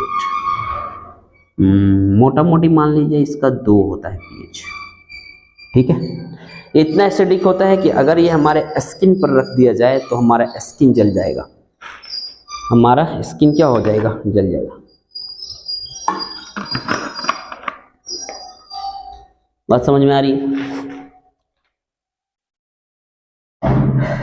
HCl बता दिए। पैराइटल सेल का एक और फंक्शन होता है कि पैराइटल सेल से B12 नाम का एक विटामिन यहाँ से निकलता है, और ये क्या करता है, ये RBC जो होता है रेड ब्लड सेल, उसके मैच्यूरेशन में हेल्प करता है। ये बहुत इंपॉर्टेंट क्वेश्चन है। ठीक है, और ये क्वेश्चन पूछा गया है। ठीक है, ये क्वेश्चन क्या किया गया है, ये क्वेश्चन बच्चा पूछा गया है। ठीक है,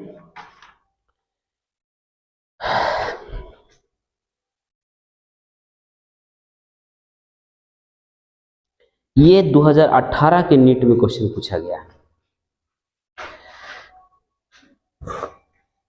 ये क्या करता है, ये B12 पैराइटल सेल क्या करता है, B12 एंजाइम सीक्रेट कर देता है, और B12 क्या करता है, ये डायरेक्टली इसको आरबीसी को हेल्प नहीं करता है। ये पहले B12 का फॉर्मेशन करता है।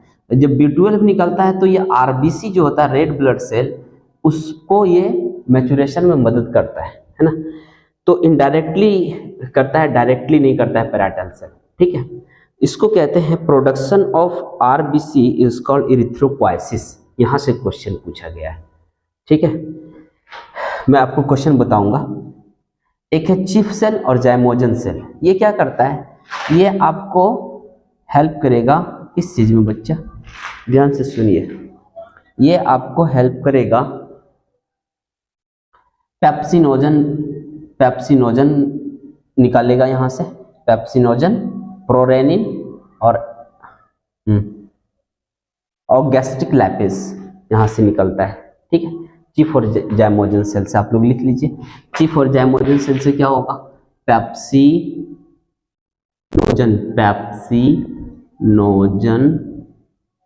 ठीक है, प्रोरेनिन एंजाइम है, प्रोरेनिन, RENIN, रेनिन, और गैस्ट्रिक लाइपेज यहां से निकलता है। ठीक है, ये सब निकलेगा।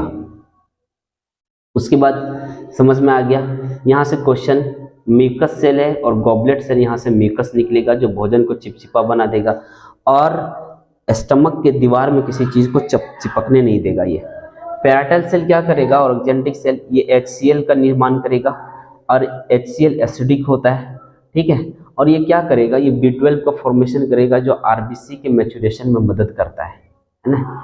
और एक है चीफ सेल और जाइमोजन सेल, ये क्या करेगा, पेप्सिनोजन, प्रोरेनिन और गैस्ट्रिक लैपेज बनाने में मदद करेगा, ठीक है। अब जैसे देखिए अब ये समझ में आ गया आप लोगों को, ठीक है। अब यहाँ से कैसे कैसे क्वेश्चन पूछा गया सो मैं आपको बता रहा हूँ, ठीक है। ध्यान से सुनिए, इसमें क्वेश्चन पूछा गया है कि इफ फॉर सम रीजन, ठीक है, our goblet cells are non functional this will adversely affect. कहता है इफ फॉर सम रीजन, किसी कारणवश our goblet cells are non functional, है ना, नॉन फंक्शनल हो जाए तो क्या होगा, दिस विल एडवर्सली अफेक्ट। तो क्या हो सकता है, ठीक है, तो क्या होगा, ये क्या कर सकता है, ये भोजन को क्या करता है, ये स्मूथ बना देता है ना, और क्या करता है, किसी चीज को चिपकने नहीं देता है ना। इसका आंसर दिया हुआ था smooth movement of food down the intestine, smooth movement of food down the intestine, ठीक है। तो ये स्मूथ बना देता है, और ये क्या बनाता है, किसी चीज को चिपकने से रोक देता है। ये क्वेश्चन पूछा गया है, ठीक है। दूसरा क्वेश्चन पूछा गया था आइडेंटिफाई द सेल्स, है ना, which secretion protects the lining of gastrointestinal tracts from the various enzyme, ठीक है। तो वेरियस एंजाइम से कौन बचाता है ना, तो ये गॉबलेट सेल है, ये जो लाइनिंग को जो है उसको मदद करता है, गॉबलेट सेल क्या करता है, उसको हेल्प करता है, बचाता है। ये क्वेश्चन पूछा गया है एग्जाम में, ठीक है। अब देखिए यहाँ से पैराइटल सेल से कौन सा क्वेश्चन पूछा गया है, कहता है in stomach gastric acid is secreted by, तो गैस्ट्रिक एसिड कहाँ से सीक्रेट हो रहा है, पैराइटल सेल से सीक्रेट हो रहा है, ठीक है। और एक क्वेश्चन पूछा हुआ था,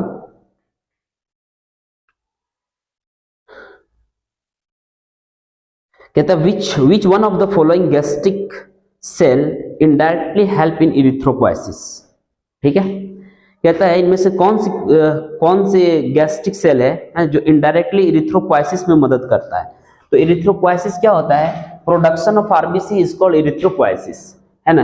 तो पैराइटल सेल्स डायरेक्टली हेल्प नहीं करता है, इनडायरेक्टली हेल्प करता है। यहाँ से B12 निकालेगा और B12 क्या करेगा, आरबीसी के मैच्योरेशन में मदद करेगा। तो यहाँ से क्वेश्चन पूछा हुआ था, ये 2018 का क्वेश्चन है, नीट का क्वेश्चन है, ठीक है। और गैस्ट्रिक ये एक यहाँ से और क्वेश्चन पूछा हुआ था, ठीक है। In stomach gastric acid is secreted by, gastric acid कहां से निकलता है, ये 2016 का क्वेश्चन है, ठीक है। गैस्ट्रिक एसिड कहां से निकलता है, पैराइटल सेल से निकलता है, ठीक है। एक क्वेश्चन और था कि if for some reason parietal cells of gut epithelium became partially non functional what is likely to happen, ठीक है। क्या है, इफ फॉर सम रीजन, है ना, किसी कारणवश, है ना, कहता है gastric cells of gut epithelium became partially non functional, ठीक है। उसके बाद पूछ लिया what is likely to happen, तो क्या होगा ना, तो क्या होगा कि अगर ये नॉन फंक्शनल हो जाए, है ना, तो एक चीज ध्यान से सुनिए, मैं बाद में बताने वाला था लेकिन अभी बता दिया। HCl क्या करता है बच्चा, HCl पेप्सिनोजन को HCl क्या करता है, पेप्सिनोजन को ये क्या करता है, ये पेप्सिन में कन्वर्ट कर देता है HCl, ठीक है। पेप्सिन में क्या करेगा, ये पेप्सिन में कन्वर्ट कर देगा, ठीक है। बात समझ में आ रही, पेप्सिनोजन को HCl पेप्सिन में कन्वर्ट कर देगा, ठीक है। अब ये पेप्सिन क्या करेगा, ये पहले इनएक्टिव फॉर्म में रहता है, अब पेप्सिन जब एक्टिव हो गया तब ये प्रोटीन को पचाएगा, ठीक है। बात समझ में आ रही है, तब प्रोटीन का डाइजेशन होगा, ऐसे डाइजेशन नहीं होगा। HCl अगर पेप्सिनोजन को पेप्सिन में नहीं बदलेगा तो डाइजेशन नहीं होगा। तो इसका आंसर यही होगा कि पेप्सिन अगर पेप्सिनोजन में नहीं बदलेगा, है ना, तो फिर प्रोटीन का डाइजेशन पेप्टोन्स प्लस प्रोटियोजेज में नहीं होगा। यही आंसर दिया हुआ था, क्वेश्चन है, ये क्वेश्चन पूछा गया था, ठीक है। एक क्वेश्चन और है ना, ये जो हमारा उसमें गैस्ट्रिक ग्लैंड नहीं दिया हुआ था, ये जो हमारा स्टमक है, ये फंडिक पार्ट है, ठीक है, ये क्या है, फंडिक पार्ट है, ठीक है। इस फंडिक पार्ट में कहता है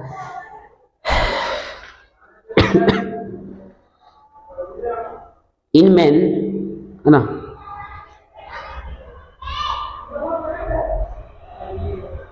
इन मेन चीफ और zymogen cells are mainly found in, chief और zymogen cells are mainly found in, तो सबसे ज्यादा फंडिक पार्ट में चीफ और जाइमोजन सेल्स पाए जाते हैं, ठीक है। ये क्वेश्चन पूछा हुआ क्वेश्चन है ना, इन मेन, है ना, चीफ और zymogen cells are mainly found in, है ना, तो ये फंडिक पार्ट में ये पाया जाएगा, ये क्वेश्चन पूछा हुआ है, ठीक है।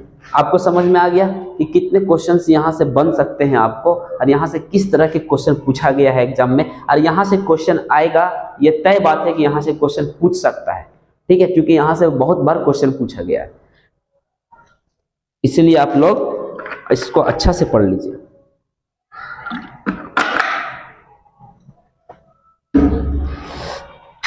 ठीक है, अब जैसे देखिए, अब स्टमक में हम भोजन का डाइजेशन कराएंगे, ठीक है। देखिए भोजन का डाइजेशन स्टमक में कैसे होगा, है ना, और किसका होगा। हमने आपको माथ में बता दिया था कि वहां पर स्टार्च का डाइजेशन, यानी कि कार्बोहाइड्रेट का डाइजेशन हो गया था स्टार्च का 30%, है ना।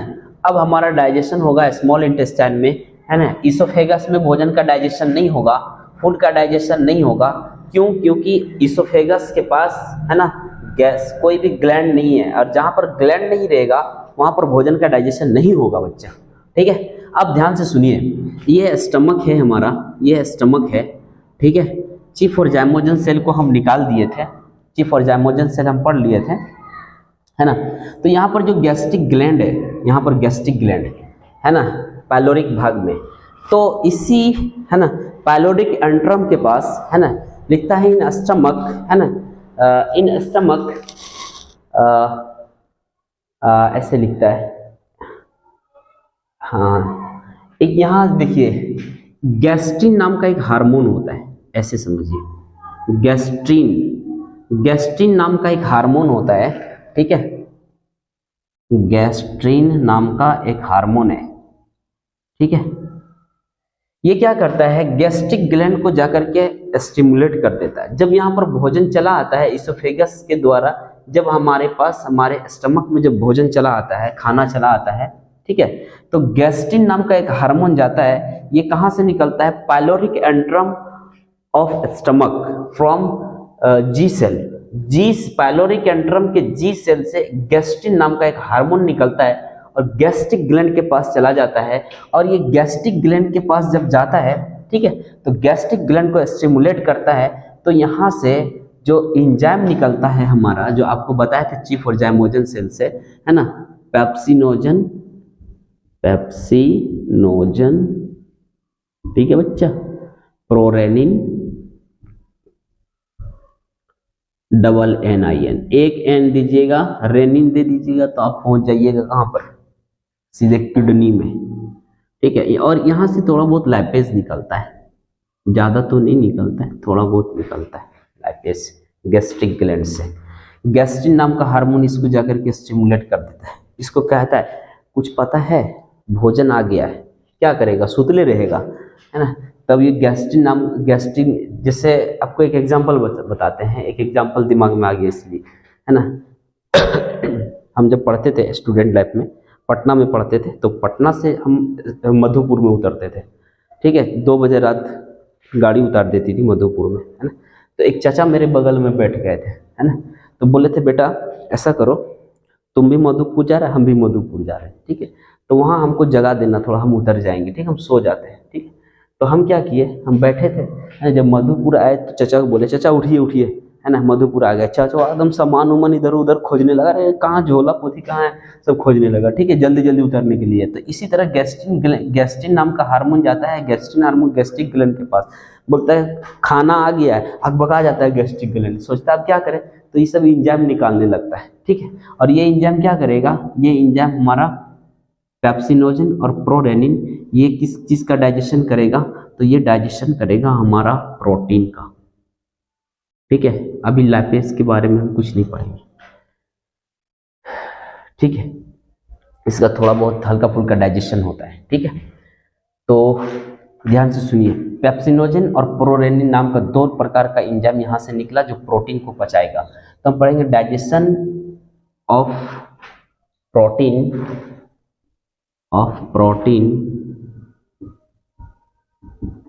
In stomach. ठीक है, एक एक करके पढ़ेंगे। जब हम लिपिड पढ़ेंगे तो लिपिड का चर्चा हम कर देंगे। ठीक है, ध्यान से सुनिए। अब ये क्या होगा, पेप्सिनोजन और प्रोरेनिन है ना, ये क्या करेगा, ये प्रोटीन को पचाएगा। ठीक है, तो ये पेप्सिनोजन और प्रोरेनिन जो होता है ये दोनों इनएक्टिव फॉर्म में होता है। तो जैसे पेप्सिनोजन है, आपको अभी तुरंत बताए थे हम, पेप्सिनोजन जो है ये क्या करेगा, पेप्सिनोजन जब HCl इस पर वर्क करेगा, HCl इसको क्या करेगा, ये सुतल रहता है, इसको जगाता है कि उठ जाइए भैया, है ना, खाना आ गया है, आप क्या करना है, प्रोटीन आ गया, अब तुमको पचाना है प्रोटीन को। तो HCl क्या करता है, इस पेप्सिनोजन को ये पेप्सिन में बदल देता है। किस चीज में बदलेगा, ये पेप्सिन में बदल देगा। ठीक है, अब ये पेप्सिन में जब बदल गया तो पेप्सिन जो होता है ना ये ऑटो कैटालिटिक हो जाता है बुतरू, ऑटो कैटालिटिक का मतलब होता है अपना काम खुद करेगा ये, है ना। अब HCl को आप कहेगा अब तुम शांत हो जाओ, अब कुछ नहीं करो। ठीक है, तो कब करेगा तो बता रहे हैं, देखिए। अब प्रोरेनिन है, प्रोरेनिन यहाँ आएगा कौन, HCl। ठीक है, और HCl क्या करेगा, इसको, इस प्रोरेनिन को ये रेनिन में बदल देगा। किस चीज में बदलेगा, रेनिन, डबल एन दीजिएगा, एक एन रेनिन में दे दीजिएगा, सीधे किडनी में पहुंच जाइएगा। ठीक है, तो ये HCl क्या करेगा, किया पेप्सिन और रेनिन में बदल दिया। अब ये पेप्सिन क्या करेगा, ये प्रोटीन को पचाएगा। ठीक है, बस समझ में आई। ठीक है, अब देखिए पेप्सिन कैसे प्रोटीन को पचाता है। ठीक है, देखिए ध्यान से सुनिए, है ना, यहाँ से क्वेश्चन पूछता है नीट में, है ना। यहाँ देखिए ये है आपका पेप्सिन। ठीक है, पेप्सिन है। अब ये क्या करेगा, ये है हमारा ना प्रोटीन। ठीक है, अब ये पेप्सिन क्या करेगा, इस प्रोटीन को ये छोटा छोटा टुकड़ा करेगा। क्यों, क्योंकि इसको एमाइनो एसिड में बदलना है, तो तुरंत नहीं बदल पाता है। ठीक है, ये स्मॉल इंटेस्टाइन में फाइनली एमाइनो एसिड बनता है प्रोटीन से, लेकिन ये पार्शियली डाइजेशन कर देता है, ये पेप्टॉन्स प्लस प्रोटियोजेज में तोड़ देता है, पेप्टॉन्स प्लस प्रोटियोजेज। देखिए प्रोटीएजेज जो एंजाइम होता है, जो एंजाइम प्रोटीन को पचाता है उसे हम प्रोटीएजेज कहते हैं। और ये प्रोटीन जो पचता है हमारा, ये पेप्सिन वगैरह जो प्रोटीन को पचाने वाले एंजाइम होते हैं उसे प्रोटीएजेज कहते हैं। और ये लो पीएच पर एक्ट करता है। ठीक है, लो पीएच पर भी ये एक्ट करता है। ठीक है, ये क्वेश्चन पूछा हुआ है जो मैं आपको बाद में बताऊंगा। ठीक है, यहाँ से नीट में क्वेश्चन पूछा हुआ है ना, क्वेश्चन पूछा है ना, कि hydrolytic enzyme which act on low pH are called। ठीक है, तो प्रोटीएजेस जो लो पीएच पर एक्ट करता है उसे कहते हैं प्रोटीएजेस। ठीक है, जो प्रोटीन को पचाता है। ये क्वेश्चन नीट में वो क्वेश्चन पूछा गया।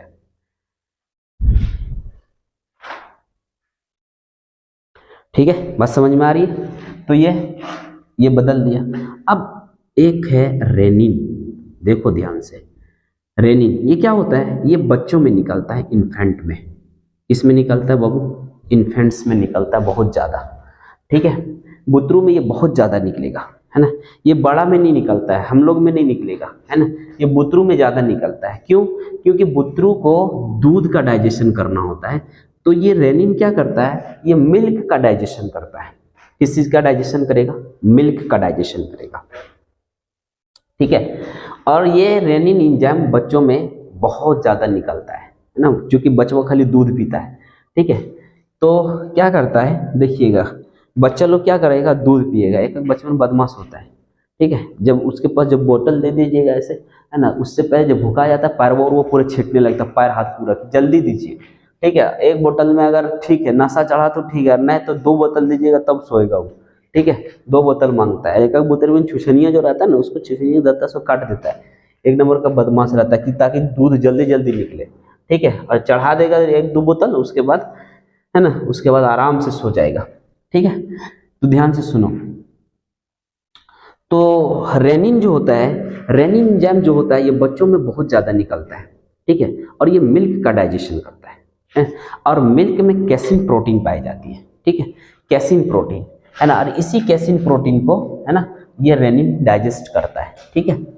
और एक चीज़ और है, जो दूध जो होता है ना, मिल्क, उसका जो वाइट जो कलर होता है, इसी कैसिन प्रोटीन के कारण होता है ना। दूध में कैसिन प्रोटीन पाया जाता है और इस कैसिन प्रोटीन को रेनिन डाइजेस्ट करता है, ठीक है।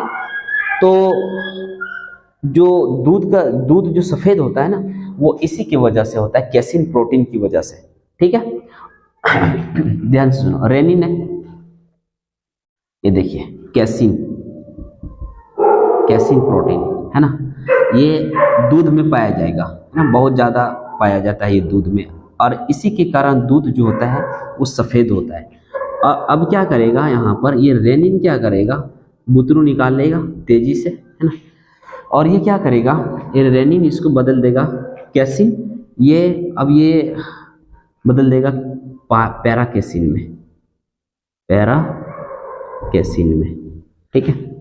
अब इस पर जुड़ जाएगा हमारा कैल्शियम, अब ये बदल जाएगा फिर कैल्शियम पाराकेसिनेट, किसमें बदल जाएगा, कैल्शियम पाराकेसिनेट, ठीक है, कैल्शियम पाराकेसिनेट, ठीक है। अब ये कैल्शियम पाराकेसिनेट पर क्या करेगा, अब ये ऑटो कैटालिटिक जो पेप्सिन जो था, ये ऑटो कैटालिटिक आपको बताए थे, अब यहाँ पर पेप्सिन आ जाएगा बाबू, पेप्सिन। अब ये क्या करेगा, इस कैल्शियम पाराकेसिनेट को ये पेप्टोन्स प्लस प्रोटियोजेज में तोड़ देता है, पेप्टोन्स प्लस प्रोटियोजेज इसमें तोड़ देता है, ठीक है। पेप्सिन प्लस प्रोटियोजेज ये पार्शियली डाइजेशन है, पूर्ण रूपेण प्रोटीन का डाइजेशन नहीं है। जो हम दाल खाएं, सोयाबीन खाएं, है ना, उसका डाइजेशन नहीं है ना। पेप्टोन्स प्लस प्रोटियोजेज जो हम खाए प्रोटीन, है ना, उसका पार्शियल डाइजेशन है।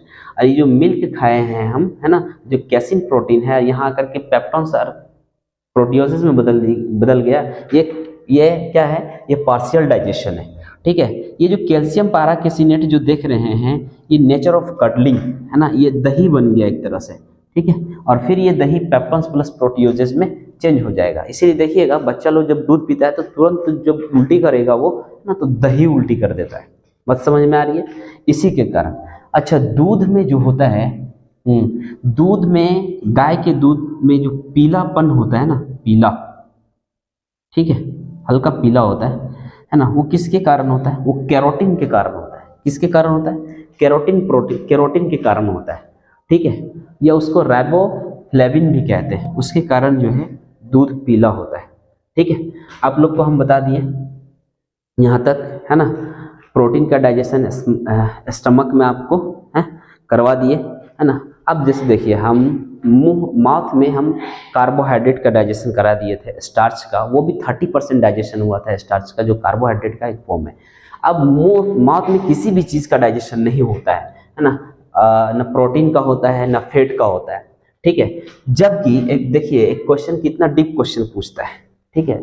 सारे क्वेश्चन आसान नहीं होते हैं नीट में, है ना, थोड़ा सा कंफ्यूज करता है क्वेश्चन। देखो बच्चा ध्यान से, जैसे हमारे माउथ में एक ग्लैंड है, वॉन इब्नर्स ग्लैंड, साइंटिस्ट का नाम है, इब्नर्स ग्लैंड, ये माउथ में, यहाँ से निकलता है लाइपेज, ठीक है। और लाइपेज का काम होता है ये लिपिड को पचाना, है ना, जो हम घी खाते हैं, तेल खाते हैं, है ना, फैट, है ना, जो हम खाते हैं, उसको ये क्या करता है, ये डाइजेस्ट कर देता है ना। लिपिड जो हम खाते हैं, फैट जो हम खाते हैं, चर्बी वगैरह, उसको ये क्या करता है, लाइपेज डाइजेस्ट कर देता है। लेकिन माउथ में नहीं कर पाता है, क्योंकि माउथ का लाइपेज जो होता है इब्नर्स ग्लैंड से जो निकलता है, ये इनएक्टिव होता है। जब ये स्टमक में पहुंच जाएगा, तो स्टमक में पहुंचने के बाद इसमें HCl जो है इस पर एक्ट करेगा तब ये है जो है पहले इनएक्टिव था, अब ये एक्टिव हो जाएगा। इसीलिए माउथ में लिपिड का पाचन नहीं होता है, ठीक है। और कोई ऐसा माउथ में किसी भी प्रकार का एंजाइम नहीं निकलता है जो प्रोटीन को पचा सके।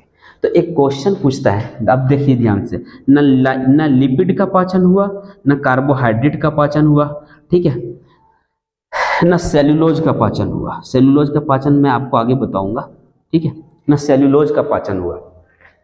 ये बाउल मूवमेंट कराता है, ठीक है। तो ये ध्यान से सुनिए, है ना। तो एक क्वेश्चन पूछा था, है ना, कि विच one of the following pairs of food components reaches the stomach totally undigested, है ना। जब हमारे माउथ से स्टमक में पहुंचता है तो वो टोटली अनडाइजेस्ट होता है ना। पेयर्स दिया था, एक जोड़ा बना करके दिया था। अब जैसे देखिए, कार्बोहाइड्रेट का तो डाइजेशन हो जाएगा, कार्बोहाइड्रेट अगर दिया है तो उसका ऑप्शन सही है ना, कार्बोहाइड्रेट, है ना, है ना। तो क्या दिया था इसमें, सेल्यूलोज दिया था और फैट दिया था। तो सेल्यूलोज और फैट एंड फैट, तो इसका डाइजेशन नहीं होता है, ठीक है। अगर आपको फैट दे देता, है ना, और प्रोटीन दे देता एंड प्रोटीन, तब पर भी ये ऑप्शन सही हो जाता, क्योंकि ना प्रोटीन का डाइजेशन होता है ना फैट का डाइजेशन होता है, ठीक है। लेकिन ये दिया नहीं था, एक ऑप्शन दिया था, सब तीनों में कार्बोहाइड्रेट जोड़ दिया था, ठीक है, और एक में सेल्यूलोज और फैट कर दिया था, है ना। तो इसका डाइजेशन नहीं होता है ना, स्टमक में। जबकि इब्नर्स ग्लैंड है और लाइपेज निकालता है, फिर भी नहीं होता है, क्योंकि ये इनएक्टिव होता है। जब ये स्टमक में चला आता है तब ये एक्टिव हो जाता है, तब थोड़ा बहुत वहाँ पर डाइजेशन होता है लिपिड का, ठीक है, कोई दिक्कत नहीं। अब क्या होता है, कभी कभार क्या होता है, जब हम थोड़ा सा दबा करके जब खाना खा जाते हैं, ठीक है, तो हमारा स्टमक उस भोजन को एक्सेप्ट नहीं करता है, ठीक है। जो हम खाना खाते हैं, है ना, ये स्टमक है। जब हम खाना ज़्यादा खाने लगते हैं, जैसे तेल या टाइम से या पार्टी उटी में गए तो हम जो बहुत ज़्यादा खाना खा दिए, या फिर अच्छा से सिस्टम से नहीं खाए, है ना, रात ज़्यादा हो गई खाना खा दिए, तो इसमें क्या होता है ना, पार्टी उटी में जब लोग जाते हैं तो थोड़ा दबा करके खा जाता है। गधा को सोचना चाहिए कि अपना पेट है ना। लेकिन क्या होता है, एक दो आदमी धरती में आया सिर्फ खाने के लिए, ठीक है, चलो नहीं बोलना चाहिए, है ना। ध्यान से सुनो, अब जब खाता है ज़्यादा तो HCl निकलने लगता है यहाँ से ज़्यादा, HCl। अब जब HCl ज़्यादा निकलने लगता है, भोजन एसिडिक हो जाता है ना। तो लोग क्या कहते हैं, है ना, लोग कहते हैं, है ना, कि एसिडिटी हो गई है, खट्टी ढकार आने लगती है, उसको बोलते हैं एसिडिटी, है ना। और क्या होती है, और कभी कभी क्या होता है, इतना ज़्यादा जब ज़्यादा खाना खा लेते हैं, है ना, तो इतना ज़्यादा निकलने लगता है एसिड यहाँ से, है ना, और हमारे पेट में जलन होने लगती है ना। तो इस समय क्या कीजिएगा, आप इनो ले लीजिएगा, इनो 9 रुपये में मिलता है, 10 रुपये में तकरीबन, ठीक है। इसको बोलते हैं MgOH का ऑल्ट्राइस, ठीक है। या फिर आप सोडियम बाइकार्बोनेट ले लीजिएगा, खाने वाला सोडा NaHCO3, घर में अगर है तो ले लीजिएगा, ठीक है। खाने वाला सोडा, वो भी बेस होता है, ये बेस होता है और ये एसिड है ना, इसका pH 2 है। जैसे ये क्या करता है, इनो बेस है, इसके पास जाता है तो एसिड और बेस जब दोनों मिल जाता है ना, तो ये न्यूट्रल हो जाता है, ठीक है। तो ये क्या करेगा, आपको आपकी जो जलन हो रही है उससे ये बचाएगा, है ना। तो देखिए, शादी उदी में जाइएगा, थोड़ा सा कम खाना है ना। देखिए, एक आंटी थी, है ना, वो सुन लेगी हो सकता है ना। तो वो क्या की, है ना, खाई पूरा जम के, एकदम बारात में आई थी तो पूरा जम के खाई, है ना। तो हमको बोल दिया था, हम जब छोटे थे, बोले बेटा थोड़ा सा जो है आंटी लोग को खिला दो, खिला रहे थे, जम के खाई, सुसरी एकदम निराशी, एकदम इतना खाई, है ना। तो उसके बाद जो है, टाइम से भी नहीं, बारात तो आती है लेट से, है ना, खाना खाई पूरा जम के एकदम, है ना। तो लास्ट में उसको क्या होने लगा, जलन होने लगी पेट में, और लास्ट में वॉमिटिंग भी होने लगी पूरा, है ना। उल्टी जो की थी, है ना, निराशी एकदम, आधा बाल्टी से ज़्यादा उल्टी की थी, आधा टेक वही खाई थी, है ना। तो क्या हुआ, ज़्यादा खाती है, ज़्यादा खा ली थी, है ना। तो उससे क्या होगा, उससे दिक्कत हो जाती है। ज़्यादा नहीं खाना चाहिए, खाने से पहले सोचना चाहिए कि मेरा अपना पेट है है ना, खाएंगे हम ही को दिक्कत होगी, है ना। इसलिए क्या करना चाहिए, ज़्यादा खाना नहीं खाना चाहिए। एक शायर याद आता है, आप लोग को सुना देते हैं, ठीक है। उसके बाद हम नेक्स्ट वीडियो में पार्ट 2 में हम, है ना, स्मॉल इंटेस्टाइन पढ़ेंगे, लार्ज इंटेस्टाइन पढ़ेंगे, लिवर पढ़ेंगे, है ना। और यहाँ से हम क्वेश्चन निकालेंगे और यहाँ से आपको बताएंगे कि क्वेश्चन कहाँ से पूछा गया और कहाँ से क्वेश्चन बन सकता है ना। जो ज़्यादा खाता है उनके लिए एक हम जो है आप लोग को शायरी सुनाते हैं, है ना। कहता है, कुछ बोलूं तो इतराते बहुत हो, कुछ बोलूं तो इतराते बहुत हो, मेरी जान तुम मुस्कुराते बहुत हो, मेरा मन करता है तुझे दावत पे बुलाऊं, पर जाने मन तुम खाते बहुत हो। ठीक है, तो क्या है, हिसाब से खाना चाहिए। नेक्स्ट वीडियो में मिलते हैं हम, ठीक है, पार्ट 2 में।